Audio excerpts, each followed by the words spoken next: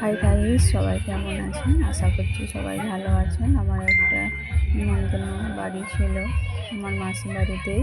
এখানে কার্তিক পুজো ছিল, তাই এখানে চলে গিয়েছিলাম। কত সুন্দর দেখুন ডেকোরেশনটা খুব সুন্দর হয়েছে। এখানে ঠাকুর দেখতে দেখতে প্রায় অনেকটা দেরি হয়ে গেছিলো। তারপরে আমি খাওয়ার কাছকে চলে গিয়েছিলাম। এখানে আমার পাতে পড়ে গিয়েছিল লুচি আর ছোলা কলাইয়ের ডাল। এই কলাই দিয়ে সত্যি কথা বলতে খুবই আমার লুচি ভালো লাগে, তাই পরপর একটু একটু করে খেয়ে নিচ্ছি। আর একটু তাড়াহুড়ার মধ্যে দিয়েই খাচ্ছিলাম, কারণ মেয়েকে আমি বাড়িতে রেখে দিয়ে আসছি।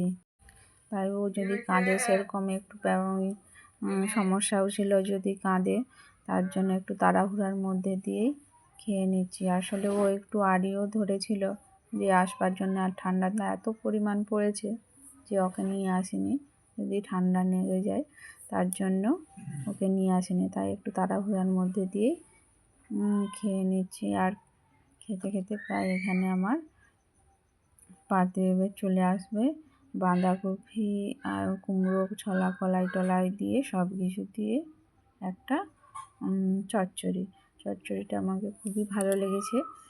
তাকে দিয়েও একটু খেলাম, খুব সুন্দর লাগছে।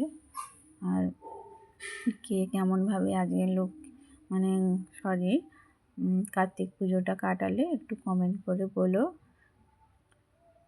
তারপর আমার পাতে আবার লুচি চলে আসলো। আমি দুটো খাবো, তাই একটা খেতে পারবো না বলে পাশের জনকে তুলে দিলাম। তেমন তার সঙ্গে বুঁদেও পড়ে গেল। তাই খাওয়া শেষে আর লাইক কমেন্ট শেয়ার করতে ভুলো না।